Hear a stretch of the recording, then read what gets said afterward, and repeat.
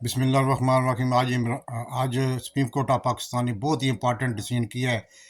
उस हेयरिंग को जो कि सुप्रीम कोर्ट के अख्तियारात को सल्ब करने के लिए इम्पोर्टेड हुकूमत और इस्टेब्लिशमेंट ने वार किया था, उस वार को फ़िलहाल तो रोक दिया गया है। सुप्रीम कोर्ट ऑफ पाकिस्तान में 8 जजों ने 08 से वो करारदाद और वो हेयरिंग मुकम्मल की है, और 2 मई तक ये दोबारा इनको सारे महकमों को नोटिस जारी कर दिए हैं। लेकिन जिस तरह की हरकतें इम्पोर्टेड हुकूमत अभी तक कर रही है, अभी तक उसने कल जो कि मतलब कि ऐलान किया था हड़ताल का वकीलों का, लेकिन कोई हड़ताल नहीं हो सकी, क्योंकि वकील भी समझते हैं कि ये जो कुछ हो रहा है ये किसके कहने पे हो रहा है, क्योंकि शहबाज शरीफ और इम्पोर्टेड हुकूमत की ज़रूरत नहीं है कि वो एक कदम भी चल सकें उनके बगैर। ये सब कुछ जो कुछ हो रहा था और वो आप सबको पता है कि कौन करवा था। इस्टेब्लिशमेंट नहीं चाहती थी कि मतलब कि मुल्क में सुप्रीम कोर्ट इतनी पावरफुल हो जाए कि वो उनके सामने जवाबदेह हो जाएं। वो अपने बंदों को अख्तियारात देने चाहती थी, लेकिन अभी तक तो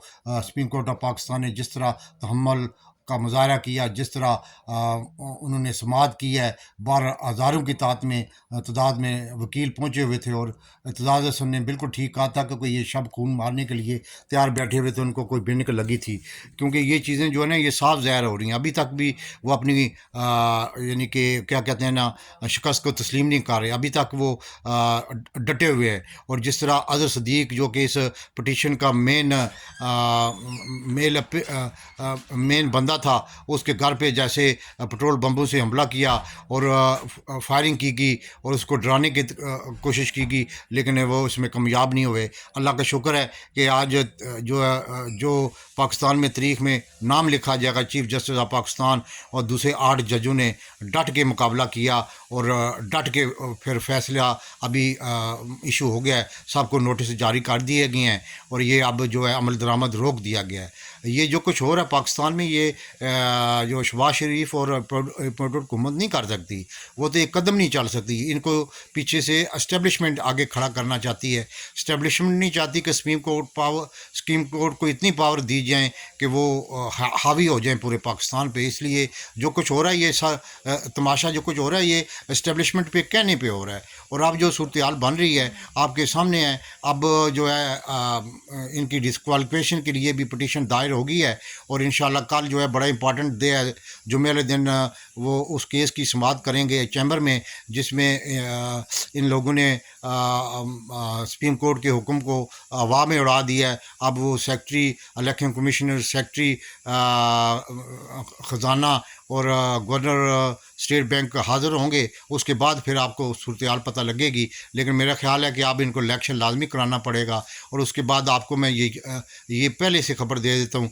कि शहबाज शरीफ और इसहाक डार और ये ना ये अब उड़ जाएंगे, ये नाइल हो जाएंगे, क्योंकि एक मिसाल कायम हो गई है आज़ाद कश्मीर के वज़ीर आज़म सरदार तनवीर इलियास की, क्योंकि उन्होंने भी सुप्रीम कोर्ट में दाखिल की थी दरख्वास्त, लेकिन उनकी दरख्वास्त भी इस बना पे मुस्तरद कर दी गई कि आप ने तौहीन अदालत की है, आपने ख़ुद ये एडमिट किया है, अब हम आपकी दरख्वास्त को मुस्तरद करते हैं। इसलिए अब सुप्रीम कोर्ट के जजों पे और बहुत बड़ा दबाव आन पहुँचा है, क्योंकि जिस तरह की तौहीन शहबाज शरीफ, मरीम नवाज़, इसहाक डार, राना सनाउल्लाह और पूरी कैबिनेट और पूरी पार्लियामेंट कर रही है, वो भी आपके सामने। अब सिविल सोसाइटी और पीटीआई और दूसरे लोग जो है ना वो इसका अंजाम देखना चाहते हैं। अगर खुदा न खास्ता ये ना हो सका तो पाकिस्तान में कोई भी सुप्रीम कोर्ट के हुक्म की पाबंदी नहीं करेगा। ये बहुत ही ख़तरे की अलामत बन गई है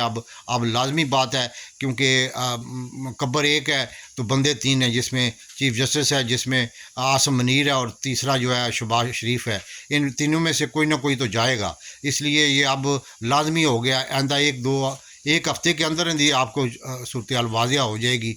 और जिस तरह की ऊँचे हथकंडे जो इम्पोर्टेड हुकूमत और इस्टेब्लिशमेंट कर रही है वो भी आपके सामने है। यानी कि इस्टेब्लिशमेंट बिल्कुल मजम्मत कर रही है। मुझे समझ नहीं आती है वो क्यों मजम्मत कर रही है। मैंने तो कल भी कहा था इनको लाइन में खड़ा करके ना इनको सस्पेंड कर दिया जाए, इनको डंडे मारे जाएँ बैन चौथ बगैरतों को।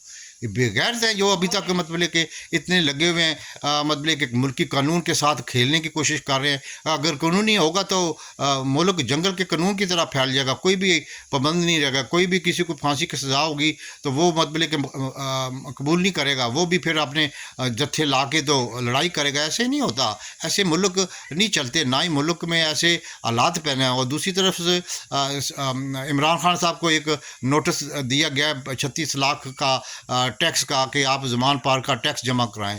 اور یہ چیزیں جو ہو رہی ہیں یہ پاکستان میں ایک عجیب سا تماشا بن رہا ہے. کبھی وہ نکاح کو متنازع بنا رہے ہیں, کبھی کیا کر رہے ہیں. یعنی کہ آخری حد تک انسانیت کوئی بھی چیز ہوتی ہے اتنا مطلب کہ مت گرائیں, جیسے بے نظیر بھٹو کے نکاح کو اور اس کے ازواجی زندگی کو کہ جس طرح انہوں نے خراب کیا اور جس طرح اب کر رہے ہیں. یہ ایسے دنیا نہیں مانتی. اب دنیا مطلب کہ وہی چیز مانتی ہے جو کہ نظر آئے, جو کہ آئین اور قانون کے مطابق ہو.